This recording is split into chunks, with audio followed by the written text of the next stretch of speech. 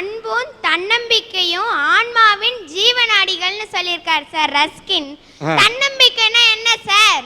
நம்முடைய தளராத எண்ணங்கள் தான் சார் தன்னம்பிக்கை. உங்களுக்கு ஜப்பான் நாடு தெரியுமாங்க சார்? அங்க அமெரிக்கக்காரங்க குண்டு போட்டு இன்னைய வரைக்கும் புல் பூண்டு கூட முளைக்கல சார் அந்த இடத்துல. ஆனா அந்த நாட்டு மக்கள் கிட்ட தன்னம்பிக்கை முளைச்சது சார். சபாஷ். ஒரு இளைஞன் சாக போனானா, அப்ப ஒரு முனிவர் வந்து ஏன்டா சாக போறேன்னு கேட்டாங்க. என்கிட்ட ஒண்ணுமே இல்ல, நான் தொழில் பண்றதுக்கு கூட ஒண்ணுமே இல்ல, நான் இருந்து என்ன சாதிக்க போறேன் அப்படின்னு கேட்டானா. அதுக்கு சரிடா நீ சாக தானே போற, உன் கைய வெட்டிட்டா நான் 1 லட்சம் ரூபாய் தரேன், உன் காலை வெட்டிட்டா இன்னொரு 1 லட்சம் ரூபாய் தரேன், இல்லைன்னா உன் தலைய வெட்டி கூட 1 கோடி ரூபாய் தரேன் அப்படின்னு சொன்னானா.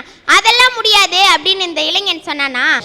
அதாவது அவன் வந்து உன்னோட கையை கொடுனாலும் தர மாட்டேன்றான், காலை கொடுனாலும் தர மாட்டேங்கிறான், கண்ணை கொடுனா எதையும் தலையை கொடுனாலும் கொடுக்க மாட்டேங்கிறான், கோடி கொடுத்தாலும்.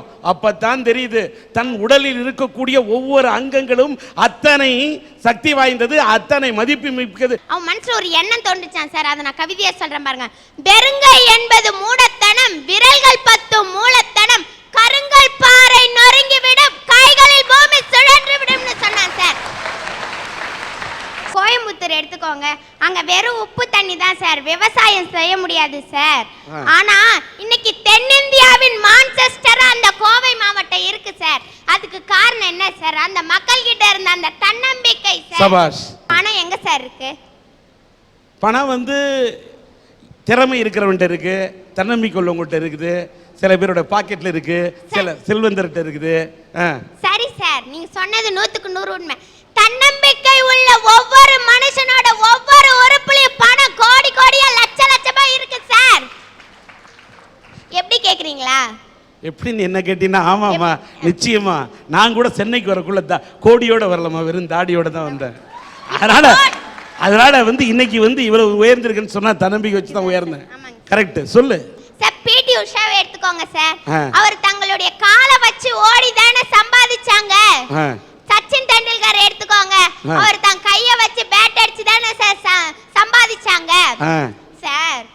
ஊத வேண்டிய காற்றை வெற்றிடத்தில் ஊதாமல் ஊத வேண்டிய இடத்தில் ஊதினால் ஊதலும் காசே சார்.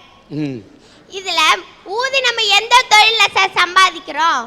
தன்னம்பிக்கை இருந்தா அவன் பலூன் ஊதி சம்பாதிக்கலையா, புல்லாங்குழல் ஊதி லட்ச லட்சமா சம்பாதிக்கலையா சார்? மடக்க மடங்கும் மடைநீரை போல அன்பு மடக்க மடங்கும் புவி. நம்ம வாய்க்கால்ல ஓடுற தண்ணியை எப்படி மட வச்சு மடக்கி பாய செய்து பயன்பெறோமோ, நீங்க அன்பை பயன்படுத்துங்க, உலகமே தன்னால அந்த அன்புல வந்து விழுந்துட போகுது சார். போப் 2ஆம் ஜான் பார்க்னு ஒருத்தர் இருந்தார் சார். அவரை ஒரு தடவை சுட்டுட்டாங்க. அவரு சுட்டவங்களை ஜெயில போட்டாங்க சார். இவர் உடம்பு சரியான உடனே போய் பார்த்தாரு சார். அப்ப அவனை சுட்டான் பாருங்க, சுடும்போது இருந்த அந்த தைரியம் அவரை பார்க்கும் போது அவன்கிட்ட இல்ல சார். கை கால்லாம் நடுங்குச்சு. அவன் துப்பாக்கின்ற ஆயுதத்தை வச்சு சுடும்போது இருந்த தைரியம் அன்பு என்கிற கேடயத்தை வச்சு பார்க்கும்போது அவன் கிட்ட இல்ல சார். சபாஷ் சார். உலகம் மண்ணுதான், அது உழைக்கிறவனுக்கு வயல். உழைக்க மறுக்கிறான் பாருங்க, அவனுக்கு சுடுகாடு. பாடுபடுறான்னு நினைக்கிறான் பாருங்க, அவனுக்கு கருவறை சார். பாடுபட வேண்டாம் நினைக்கிறான் பாருங்க, அவனுக்கு கல்லறை சார். எனக்கு என் பூமி கருவறையா வேணும் சார். யார் யாருக்கு கருவறையா வேணும் சொல்லுங்க? யாருக்கு வேணும்? ஓகே, தூக்குங்க. பாஸ்.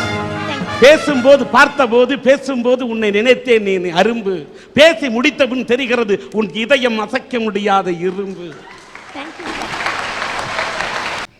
சார் சொல்லுங்க ஐயா. இந்தியா ஒரு விவசாய நாடு, இந்தியா ஒரு வேளாண்மை நாடு அப்படின்னு சொல்றீங்க. சத்தியமா நான் அப்படி சொல்ல மாட்டேன் சார். ஏன்னு கேக்குறீங்களா? நம்ம பக்கத்து மாநிலம் ஆந்திராவுல 3000 பேரு, மகாராஷ்டிராவுல 1500 பேரு, ஒரிசாவுல 1200 பேருன்னு வயிற்றுக்கு சோறு இல்லாம தவிச்சு தவிச்சு தற்கொலை பண்ணி செத்து போனா பாருங்க. அதுக்கு காரணம் வறுமை சார். இந்தியாவுல ஒரு நாளைக்கு 27 கோடி பேர் ஒரு வேளை உணவு இல்லாம தவிக்கிறான் பாருங்க, அதுக்கு பேர் வறுமை சார். 3 வேளை சோத்தை பத்தியே பேசிக்கிட்டு இருக்கானே நீங்க நினைக்கலாம். ஆனா அந்த 3 வேளை உணவு தான் சார் எனக்கு கனவுலயும் வருது, நினைவுலயும் வருது, ஆனா நிஜத்துல வர மாட்டேது சார். அதையும் தாண்டி நாங்கள் 3 வேளை நல்ல சாப்பாடு சாப்பிட்றோன்னு வச்சுக்கோங்களேன். அன்னைக்கு எங்கள் ஊரில் ஏதோ ஒரு கல்யாணம், ஒரு காது குத்தி, ஒரு திருவிழா, இப்படி தான் சார் நினைக்கணும். இந்த மாதிரி வறுமை எங்களை மாதிரி ஏழைங்களை மட்டும் வாட்டல சார், நாட்டுக்காக போராடின பெரும் பெரும் போராட்ட தியாகிகளை எல்லாம் பாதிச்சுது. சுப்பிரமணிய சிவான்னு ஒருத்தவர் வெள்ளையனே வெளியேறு இயக்கத்துக்காக நாட்டுக்காக சிறைக்கு போனார். சிறைக்கு போய் திரும்ப வரும்போது பார்த்தீங்கன்னா தொழுநோயோடு வர்றார் சார். பசியோ வாட்டுது. பாரதியார் வீட்டுக்கு போய் பசியை தீர்த்துக்கலான்னு பாரதி வீட்டுக்கு போகிறாரு. வெயிலோ அவர் வாட்டுது முதுமையில். பாரதியார் வீட்டுக்கும் போயிட்டாரு. ஆனால் பாரதியார் வீட்டு படியை கூட தாண்ட முடியாமல் மயங்கி பசியால் பொத்துன்னு விழுந்தார் சார். ஏதோ விழற சத்தம் கேட்குதுன்னு பாரதி துடிச்சு போய் கதவை திறந்துட்டு ஓடி வந்து பார்த்தா ஒரு முதியவர் வெயில மயங்கி கிடந்தார். யாரா இவருன்னு பதறி போய் தண்ணி தெளிச்சு எழுப்புனா அவர் சொல்றாரு, நான் தான் சுப்பிரமணிய சிவா, பசியால மயங்கி விழுந்துட்டான்னு சொன்னார் சார். கொதிச்சு போடா சார் பாரதி. அப்பதான் ஒரு கவிதை எழுதினான், சொல்ல கொதிக்குதடா நெஞ்சம் வெறும் சோத்துனிக்கா வந்தது இந்த பஞ்சம் சொன்னான் சார்.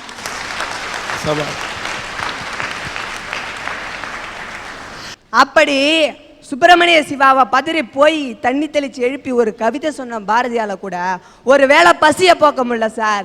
காரணம் அன்னைக்கு பாரதிக்கும் அங்க வறுமை சார். வீட்டுக்குள்ளே சோறு, அங்கே உலை கொதித்து கொண்டிருந்தால் பாரதியின் நெஞ்சம் கொதித்து இருக்காது. இப்படி வார்த்தை கொண்டு கவிதைகளை பதித்து இருக்காது. வறுமை வாட்டிய போதும் தன் எழுதுகோல் கொண்டு ஒரு வரலாற்றை படைத்து விட்டு சென்றானே பாரதி. வறுமையிலும் கூட அவன் எழுதுகோளை ஏந்தி பிடித்திருக்கின்றான். அதனால் தான் இன்றைக்கும் நாம் அந்த பாரதி என்ற கவிஞனை தாங்கி பிடிக்கிறோம். பேசுங்க.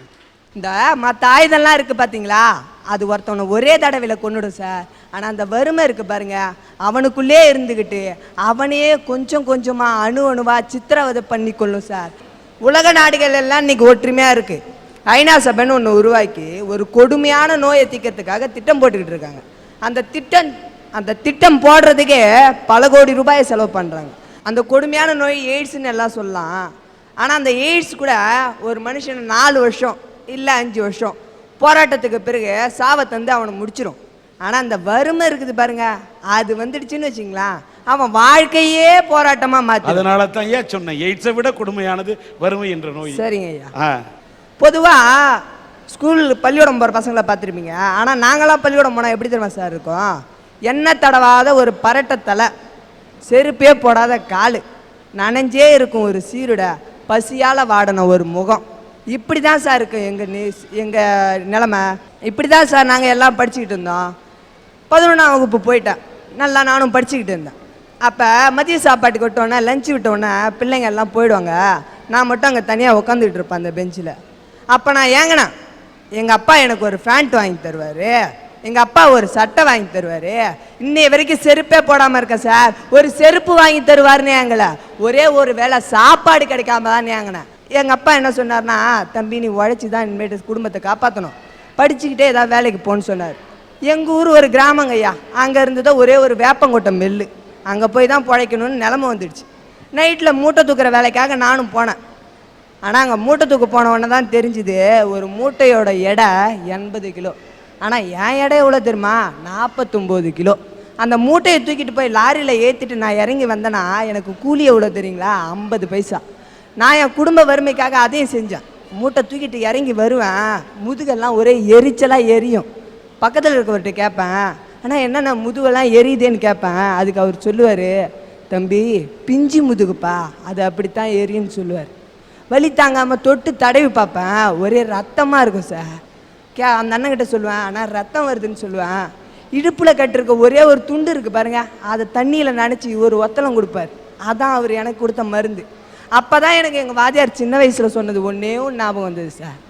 கந்தையானாலும் கசக்கி கட்டு, கந்தையானாலும் கசக்கி கட்டுன்னு சொன்னார். எல்லாம் சரி சார், அது காயற வரைக்கும் எதை சார் கட்டுறது? ஒரு நாள் 12ஆவதுல எங்கள் ஆசிரியர் என்ன ஒருத்தர் சொன்னார், தம்பி வருமன்னு சொல்லாத, தன்னம்பிக்கையோட நல்லா படி, அதிக மார்க் எடு, நீ ஜெயிக்கலாம் அப்படின்னு சொன்னார். எங்கள் வீட்டில் கரண்ட் இல்லை, நானும் தன்னம்பிக்கையோடு இருந்து படித்து ஜெயிச்சிடலான்ட்டு எங்கள் வீட்டுக்கிட்ட ஒரு தெருவிளக்கு இருக்குங்கய்யா, அந்த தெருவிளக்கை ராத்திரியில் சுற்றி வந்து கிடைக்கிற கொஞ்சம் நேரத்தில் படிப்பேன். படித்து 1012 மார்க்கும் எடுத்தேன். அப்படி இருந்தோம் ஏழைங்களுக்கெல்லாம் மேல் படிப்பு ஒரு கனவுன்னு சொன்னாங்க சில பேர். அந்த மாதிரி தான் சார் இருந்தது எனக்கும். மேலே படிக்க மாட்டோமான்னு தினம் ஏங்கினேன். ஆனால் என் குடும்பத்து வறுமையோ என்னை வேலைக்கு போடான்னு சொல்லிக்கிட்டே இருந்தது. வேலைக்கு போயிட்டு இருந்தேன். ஒரு நாள் டீச்சர் ட்ரைனிங் எனக்கும் கவர்மெண்ட்டில் கிடச்சிதுன்னு எங்கள் வாத்தியார் வந்து சொன்னார். அவரோட சொந்த பணத்தில் அப்ளிகேஷன் போட்டு நானும் எங்கள் அப்பாட்ட போய் சொன்னேன் ஆசையாக, எப்பா எனக்கு கவர்மெண்ட்டில் டீச்சர் ட்ரைனிங் கிடச்சிதுப்பா, நான் போய் சேர்றேன்ப்பான்னு சொன்னேன். ஆனால் எங்கள் அப்பா சொன்னார், நீ போய் சேருப்பா, நீ படிக்கணும்னு எனக்கு ஆசை தான், ஆனால் நம்ம 2 தம்பி தங்கச்சிங்களை எங்கப்பா இட்டு போய் விட்டுட்டு வர்றது அப்படின்னு கேட்டார் சார். பதில் சொல்ல முடியாமல் தவிச்சுக்கிட்டு நின்னேன். அது வருமா சார்? அப்போ எங்கள் அப்பா கிட்ட சொன்னேன், நானும் தன்னம்பிக்கையோட, எப்பா நைட்லாம் மூட்டை தூக்கி நானும் படிச்சுக்கிட்டு தங்கச்சிங்களையும் பார்த்துக்கிறேன்பா, தம்பியும் பார்த்துக்கிறேன்பான்னு சொன்னேன். எங்கள் அப்பா அதெல்லாம் அப்பயே சொன்னார், தகுதிக்கு மீறி ஆசைப்படாதப்பா, தகுதிக்கு மீறி ஆசைப்படாதப்பான்னு. தன்னம்பிக்கை முயற்சின்னு சொல்கிறீங்களே, அதெல்லாம் எங்கள் வாத்தியார் சொன்னார். நானும் கேட்டுக்கின்னு ஆசைப்பட்டு போய் சேர்ந்துட்டேன். நைட்லாம் மூட்டை தூக்குவேன், காலெலாம் பள்ளிக்கூடம் போவேன். ஆனால் அந்த மூட்டை வேப்பங்கொட்டை மில்லில் மூட்டை தூக்கிட்டு காலைல பள்ளிக்கூடம் போவோம் பாருங்க. நாம்பளும் 4 பசங்க கூட அன்பை பகிர்ந்துக்கலான்னு போவேன் அம்மா இல்லாத காரணத்தால். அப்போ என் மேலே அடிக்கிற அந்த ஒரு வேப்பங்கொட்டை நாத்தத்துக்காக என்னை ஒதுக்கி வச்சுட்டு தனியாக போய் உட்காருவாங்களே, அது கொடுமை சார். அந்த கொடுமைக்கு காரணம் வருமா சார்? தினம் ஏழைங்க வீட்டில் அடுப்பெரியுதோ இல்லையோ எனக்கு தெரியல, ஆனால் வயிறு தவறாமல் எரியுதுன்றத அனுபவத்தில் சொல்கிறேன் சார். இப்படியெல்லாம் படிச்சுக்கிட்டு இருந்தேன். இன்னைக்கு காலேஜ் ஃபீஸ் கூட கட்ட முடியாமல், என் தங்கச்சி தம்பிங்களும் காப்பாற்ற முடியாமல் நடு தெருவில் தன்னந்தனியாக தவிச்சுக்கிட்டு நிற்கிறேனே, இதுக்கு நீங்கள் அன்புன்னு பேர் சொல்லுவீங்களா, இல்லை தன்னம்பிக்கைன்னு பேர் சொல்லுவீங்களா, இல்லை அம்மா சொன்ன மாதிரி வரட்டு கௌரவம்னு சொல்லுவீங்களா, மூட பழக்க வழக்கம்னு சொல்லுவீங்களா, இல்லை முதுமையில் தனிமன் தான் சொல்லுவீங்களா? சொல்ல முடியாது சார். வருமன் மட்டும்தான் சார் சொல்ல முடியும். முதுமையில் தனிமை கொடுமைன்னு சொல்கிறீங்க, ஒத்துக்கிறேன், நானும் பார்த்துருக்கேன், அது கொடுமை தான். ஆனால் முதுமன்ற ஒரு பருவத்துக்கு போவோமான்னு தினம் ஏங்கி சேர்த்து போகிறான இளைஞன், அது வருமை இல்லையா? அது கொடுமை இல்லையா? இப்போ ஒன்று சொல்கிறேன் சார், இந்தியாவில் உழுது வாழறவங்களை விட அழுது வாழறவங்க தான் சார் அதிகம். ஐயா, இந்த வறுமை, மூடப்பழக்கம், குரங்கு மனசு, இதையெல்லாம் மனுஷனா பார்த்து தவிர்க்கணும்னு நினைச்சா தவிர்த்துடலாங்க ஐயா. ஆனா மனுஷனால தவிர்க்கவும் முடியாம, அவனால தாங்கவும் முடியாம, அவனை 2 பக்கமாவும் வளைச்சி வெட்டுற ஒரு ஆயுதம் இருக்குது ஐயா. அதுதான் முதுமையில வர்ற தனிமை. சபாஷ். முதுமையில வரும் தனிமை என்றும் கைத்தட்டல் விழுகிறது, ஆனால் தட்டுவது யார் என்று பார்த்தால் இளமை. அதுதான் இனிமை. அம்மா தனிமை முதுமையில் மட்டுமல்ல, சில இளைஞர்களுக்கு இளமையிலேயே தனிமை இருக்கிறது என்பதற்காகத்தான் கைத்தட்டுகிறார்கள். இந்த சின்ன வயசுல பிள்ளைங்களுக்கு பெத்தவங்க ஒரு கதை சொல்லி தருவாங்க, அது நீதி கதை. ஆனா இந்த பிள்ளைங்க வளர்ந்து பெருசான உடனே அவங்க சொல்லி தராங்க பாருங்க சில கதைங்க. அவங்க பெத்தவங்களுக்கு என்னென்ன கதை சொல்றாங்க தெரியுமா? அது என்னென்ன கதை தெரியுமா? பொய் கதை, போலி கதை, புரட்டு கதை, சாக்கு போக்கு கதை. நம்ம கடையில் போய் ஒரு பழம் வாங்கினா கூட அதெல்லாம் முதிர்ஞ்சி கனிஞ்ச பழமாக இருந்தால் தான் பார்த்து வாங்குறோம். நமக்கு மாங்காயாக சாப்பிட பிடிக்குதா? இல்லை. ஆனால் பழுத்த பழமாக இருந்தால் அது அவ்வளோ சுவையாக இருக்குது. வாழைக்காயை கடித்து சாப்பிடுவோமா? இல்லை. ஆனால் அது பழுத்துருச்சுன்னா, அந்த கனிஞ்சிடுச்சுன்னா அதோட சுவையே தனி. பல காயை நம்ம விரும்ப மாட்டோம். ஏன்? அது பழமான பார்த்தா அது வாசனை, அது இனிமை, அது சுவையே தனி. நல்லா முத்தின தேங்காவாக இருந்தால் தான் பூஜைக்கு கூட எடுத்துகிட்டு போவோம். அதே மாதிரி தாங்க ஐயா இந்த மனித இனத்துலையும் முதுமை தான் இனிமையானதே. ஆனால் அந்த நேரத்தில் வந்து சேர்ந்து பாருங்க இந்த தனிமைன்ற ஒரு கொடுமை. அதுதாங்க ஐயா இருக்கிறதுலையே வேதனையான ஒரு மனுஷனை கொல்லக்கூடிய ஒரு ஆயுதம். ஐயா, அன்புன்னு சொன்னால் எதை சொல்லுவோம்னா நம்ம தாயை தான் சொல்லுவோம். அன்புன்னு சொன்னால் தாய் தான், அறிவுன்னு சொன்னால் தந்தை தான், நல்ல வழி வேணும்னா ஆசிரியர் தான், ஒரு நீதி வேணும்னா நீதிபதி தான், ஒரு நல்ல பாட்டு வேணும்னா புலவன் தான். அந்த மாதிரி அனுபவம்னு சொன்னா எதுங்கய்யா? அனுபவம்னு சொன்னாலே நமக்கு உடனே ஞாபகம் வர்றது ஒரு முதுமை தான், ஒரு முதிய உருவம் தான். ஆனா இன்னைக்கு அந்த அனுபவம் உள்ள முதியவர்களோட நிலைமை என்ன தெரியுமா? தனிமைன்ற வேதனையை அனுபவிச்சுட்டு இருக்காங்க ஐயா. தனிமையால வாடின்னு இருக்காங்க.